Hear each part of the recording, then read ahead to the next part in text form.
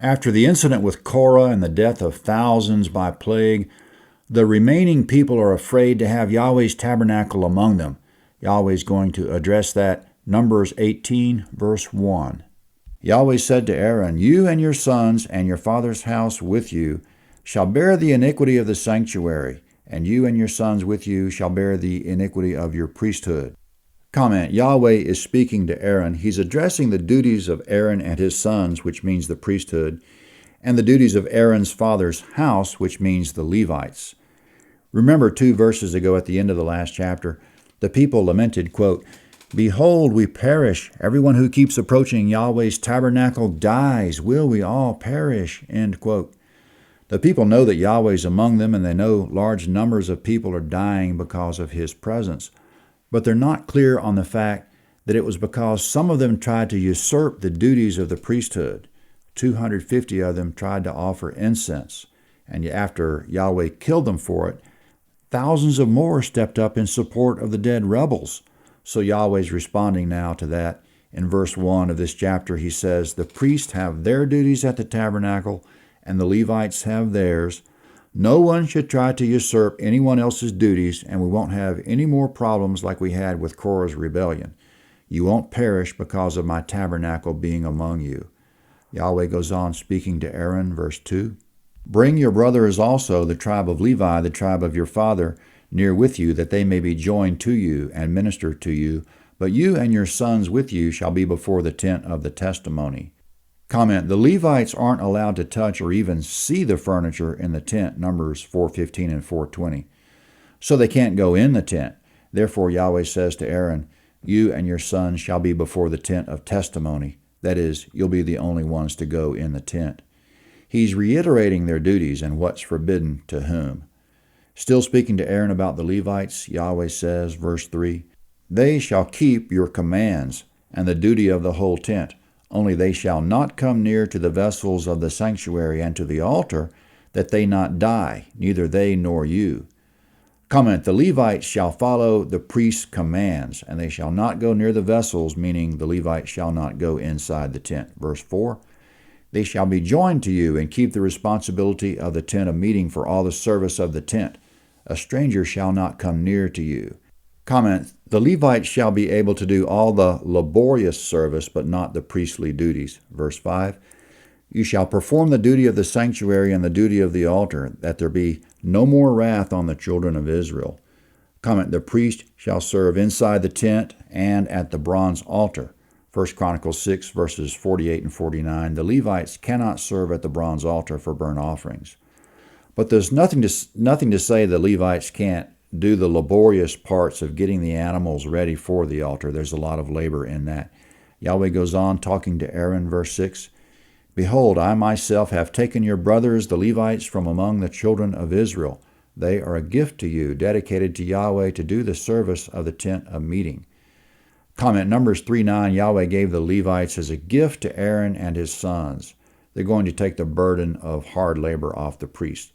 Verse 7, "You and your sons with you shall keep your priesthood for everything of the altar and for that within the veil. You shall serve. I give you the service of the priesthood as a gift. A stranger who comes near shall be put to death." Yahweh spoke to Aaron, "Behold, I myself have given you the command of my wave offerings, even all the holy things of the children of Israel. I have given them to you by reason of the anointing, and to your sons as a portion forever." Comment: Yahweh previously gave detailed commands about the offerings by fire, the burnt, meal, peace, sin, and trespass offerings. Except for the whole burnt offerings, the priests will receive for themselves certain parts of every animal, portions of what people bring to the altar. Certain of it they may take home to their families, and in other cases it must be eaten by the priests themselves in the court or tent. See Leviticus chapter 7, Leviticus 6:17, and Leviticus 1:16. Yahweh goes on now to review some of those details. Verse 9, "This shall be yours of the most holy things from the fire. Every offering of theirs, every meal offering of theirs, and every sin offering of theirs, and every trespass offering of theirs, which they shall render to me, shall be most holy for you and your sons."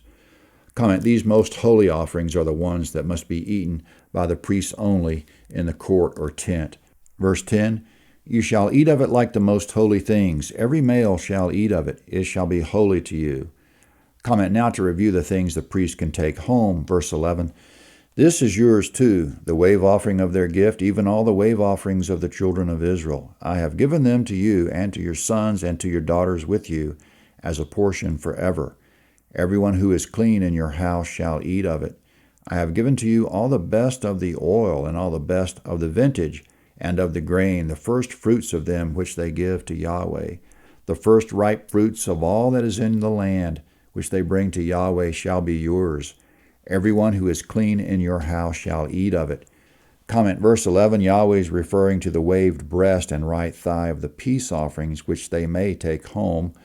Verses 12 and 13, the people's first gleanings of every crop shall be brought in to become the priest's personal property. Verse 13, everything devoted in Israel shall be yours.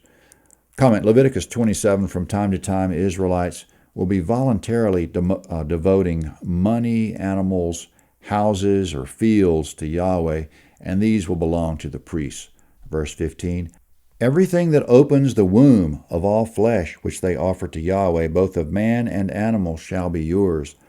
Nevertheless, you shall surely redeem the firstborn of man, and you shall redeem the firstborn of unclean animals. You shall redeem those who are to be redeemed of them, from a month old according to your estimation, for 5 shekels of money after the shekel of the sanctuary, which weighs 20 gerahs. But you shall not redeem the firstborn of a cow, or the firstborn of a sheep, or the firstborn of a goat. They are holy. You shall sprinkle their blood on the altar, and shall burn their fat for an offering made by fire, for a pleasant aroma to Yahweh. Their meat shall be yours as the wave offering and as the right thigh. It shall be yours. Comment, verse 15, all firstborn animals of the type that are ceremonially clean in Israel shall be given to the priests. Verses 17 and 18, their blood and fat shall go to the altar, but the rest of the animal the priest can keep as his own possession. Verses 15 and 16, for ceremonially unclean animals such as a donkey, the Israelite may redeem it by giving the priest a lamb or money instead. See also Exodus 13:13 and Leviticus 27:13. Verse 16, with regard to firstborn sons, Israel shall redeem each by paying 5 shekels of silver to the priest. And all this is mostly a review. Verse 19, all the wave offerings of the holy things which the children of Israel offer to Yahweh, I have given to you and your sons and your daughters with you as a portion forever. It is a covenant of salt forever before Yahweh to you and to your offspring with you.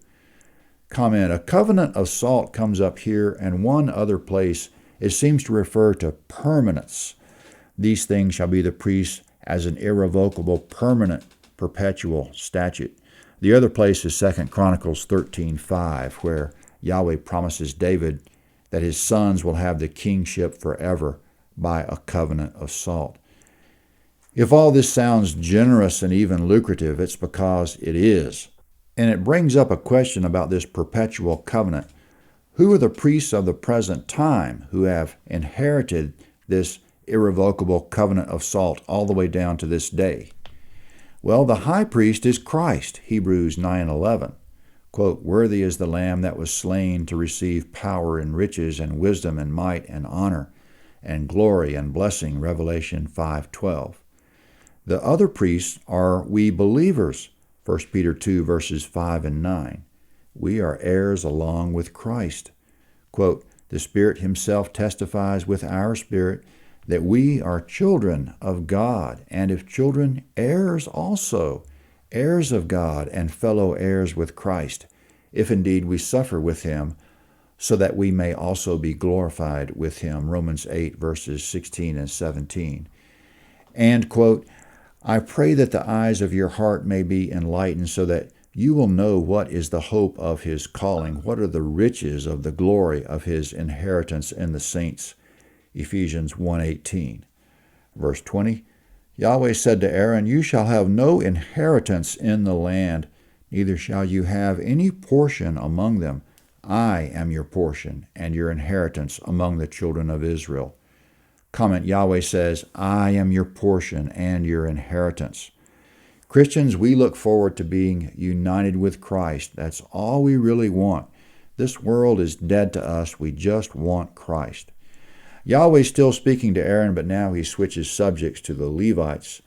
They won't receive any lands either other than the cities assigned to them and the little bit of surrounding communal pasture land, Numbers 35, verses 2 through 8. So what portion has Yahweh given the Levites? Verse 21. To the children of Levi, behold, I have given all the tithe in Israel for an inheritance, in return for their service in which they serve, even the service of the tent of meeting. Comment, Leviticus 27, verses 30 through 33. The tithe is 1/10 of all Israel's agricultural produce, including crops, flocks, and herds. This goes to the Levites. Verse 22. Henceforth the children of Israel shall not come near the tent of meeting, lest they bear their sin and die. But the Levites shall do the service of the tent of meeting, and they shall bear their iniquity. It shall be a statute forever throughout your generations. Among the children of Israel they shall have no inheritance. For the tithe of the children of Israel, which they offer as a wave offering to Yahweh, I have given to the Levites for an inheritance. Therefore I have said to them, among the children of Israel they shall have no inheritance. Yahweh spoke to Moses, saying, Moreover, you shall speak to the Levites and tell them, when you take of the children of Israel the tithe which I give you from them for your inheritance, then you shall offer up a wave offering of it for Yahweh, a tithe of the tithe. Your wave offering shall be credited to you as though it were the grain of the threshing floor, as the fullness of the winepress. Comment, the Levites will only have a small amount of agricultural land around their cities, and they'll mostly be living off the tithe that comes in from Israel.